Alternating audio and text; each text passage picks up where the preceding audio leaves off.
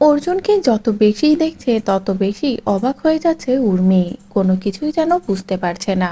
উর্মির মনে কেমন যেন অন্যরকম কিছু মনে হচ্ছে অর্জুনকে দেখে। আর এই কথাটাই উর্মি জয়কেও বলে যে, জয়, আমার মনে হচ্ছে অর্জুন তার দিদিকে ভালোবাসে, আর দিদিকে নিজের জীবনে পায়নি বলেই সে বিয়েও করেনি। এদিকে জয়ও একই কথা বলে যে আমারও ঠিক সেটাই মনে হচ্ছে।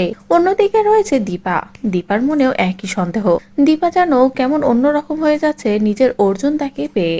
এদিকে সূর্য আছে মাঝ রাস্তায়। এমন সময় দীপার কাছে যেতে চাই সূর্য, তখনই বাধার সম্মুখীন হয়। কোনোভাবেই দীপার কাছে পৌঁছাতে পারে না। এদিকে অর্জুনের সাথে সময় কাটাতে কাটাতে তো দীপাও অনেকটাই ঘনিষ্ঠ হয়ে পড়ে অর্জুনের সাথে। ভীষণ সুন্দর সময় কাটাতে শুরু করে। তারপরেই আবার দুজনে একসাথে গানও করে। আর গান গাওয়া শেষ হতে না হতেই সূর্য নিজের গাড়ির টায়ারটা পাল্টে ঠিক সময় মতো সেখানে এসে হাজির হয়। সূর্য যখনই পার্টিতে এসে দীপার কাছে যেতে যাবে ঠিক তখনই দেখে অর্জুন দীপার পাশে আছে। এদিকে অর্জুনের মনেও তো ভীষণ দুশ্চিন্তা যে দীপা নিজের দুই মেয়েকে নিয়ে এখানে এসেছে, তাহলে দীপার স্বামী কোথায়। আর ঠিক সেই মুহূর্তে সূর্য যখনই আসে, সূর্য দীপার কাছে যেতে যাবে ঠিক তখনই দীপা সূর্যকে অস্বীকার করে।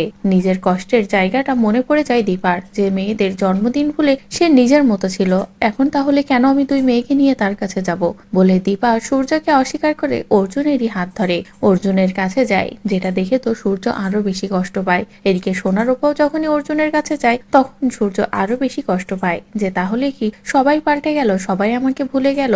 অন্যদিকে উর্মি আর জয়ও সূর্যের কাছে যায় না। এক কথায় সকলেই সূর্যের থেকে মুখ ফিরিয়ে নেয়। তো বন্ধুরা, এবার যদি সত্যি ভরা পার্টিতে এভাবেই দীপা সূর্যের হাতটা ছেড়ে দেয়, দিয়ে অর্জুনের হাত ধরে সূর্যকে অস্বীকার করে, তাহলে সেটা দেখতে তোমাদের ঠিক কেমন লাগবে কমেন্ট করে জানাও। পরবর্তী আপডেট পেতে চ্যানেলটি সাবস্ক্রাইব করো।